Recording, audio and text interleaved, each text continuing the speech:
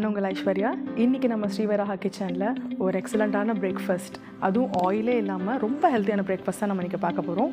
பூங்கர் அரிசியில் பண்ணுற புட்டு கேட்கும்போது எவ்வளோ அழகாக இருக்குல்ல. ஸோ இதை பண்ணுறது ரொம்ப ரொம்ப சுலபம். இது எப்படி பண்ணணும், என்னெல்லாம் யூஸ் பண்ணணும் அப்படிங்கிறத நான் உங்களுக்கு ரொம்ப டீட்டெயில்டாக சொல்கிறேன். பட் வீடியோக்கு போகிறதுக்கு முன்னாடி ஆஸ் யூஷுவல் ஸ்ரீவராஹா ஃபுட்ஸ் சேனலை மறக்காமல் சப்ஸ்கிரைப் பண்ணுங்கள். அப்போ தான் நீங்கள் எல்லா வீடியோஸுமே நீங்கள் பார்க்க முடியும். எங்களுக்கும் அது ரொம்ப மோட்டிவேட்டிங்காக இருக்கும். உங்கள் ஃபீட்பேக்கை மறக்காமல் கமெண்ட் செக்ஷன்லேயும் கொடுங்க. இந்த பூங்கர் அரிசியில் ஏகப்பட்ட ஹெல்த் பெனிஃபிட்ஸ் இருக்குது. உதாரணத்துக்கு இது கொலஸ்ட்ரால் அளவை கம்மி பண்ணுது, நம்மளுக்கு சுகர் வராமல் தடுக்குது. அது மட்டும் இல்லாமல் ரத்த சோகையும் நம்மளுக்கு வராமல் ஹெல்ப் பண்ணுது. இந்த புட்டு பண்ணுறது ரொம்ப ரொம்ப ஈஸி. ஒரு பாத்திரத்தில் நம்ம தண்ணி எடுத்துக்கலாம். அது நல்லா கொதிக்கும் போது ஒரு சிட்டிக்கு உப்பு போட்டு ஆஃப் பண்ணிவிடுங்க அடுப்பை. அதுக்கப்புறமா ஒரு பேசனில் நம்மளோட ஸ்ரீவராஹாவோட புட்டு மாவை எடுத்துக்கோங்க. இது எல்லா கண்டென்ட்டுமே நம்ம ட்ரான்ஸ்ஃபர் பண்ணி இந்த தண்ணி இருக்கு இல்லையா, கொஞ்சம் கொஞ்சமாக தெளித்து ரவை மாதிரி உதிர்த்து வர வரைக்கும் நம்ம வெயிட் பண்ணணும். சப்பாத்தி மாவு மாதிரி பிசையக்கூடாது, ரவை மாதிரி வரணும். அந்த பதத்துக்கு வந்தோடனே நம்ம இந்த குழலில் விட்டு நம்ம புட்டு பண்ணி எடுத்துடலாம்.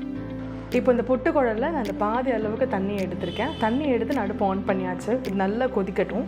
இந்த டைமில் நம்மளோட வராஹா புட்டு மாவை எடுத்து நான் பேசனில் ட்ரான்ஸ்ஃபர் பண்ணிக்கிறேன். நம்ம தண்ணியை கொஞ்சம் கொஞ்சமாக விடுங்க, நிறைய விட்டுறாதீங்க. விட்டுட்டு இந்த மாதிரி நல்ல கையால் உதிர்த்து விட்டுக்கோங்க. பார்த்திங்கன்னா இந்த மாதிரி இருக்கணும். ரொம்ப மாவாகவும் இல்லாமல் ரொம்ப கட்டியாகவும் இல்லாமல், இந்த ரவை எப்படி உதிராக இருக்குமோ அந்த மாதிரி இருக்கணும்.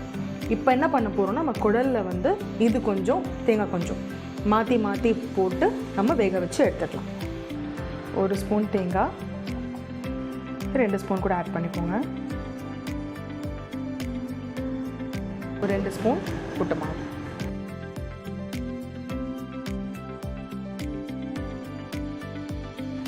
திருப்பியும் தேங்காய், மறுபடியும் புட்டு மாவு. இது மேலே ஒரு கொஞ்சம் வரைக்கும் நம்ம போட்டுருவோம். இன்னும் 1 ஸ்பூன் போட்டுடலாம். கடைசியாக ஒரே 1 ஸ்பூன் தேங்காய். இப்போ தனியாக எல்லாம் கொதிச்சிருச்சு இந்த குழலில். இப்போ நம்ம ஃபில் பண்ணியிருக்கோம் இல்லையா, அதை நம்ம இதில் வச்சுட்டு மூடி போட்டு க்ளோஸ் பண்ணிடலாம். ஒரு 10 நிமிஷம் நம்ம டிஸ்டர்ப் பண்ண வேண்டாம். நல்ல வாசனை வரும். அந்த பூங்கர் அரிசியோட வாசனை நல்லா உங்களுக்கு ஃபீல் பண்ண முடியும். அந்த சமயத்தில் நம்ம அடுப்பை ஆஃப் பண்ணி எப்படி இருக்குங்கிறத நான் உங்களுக்கு காமிக்கிறேன்.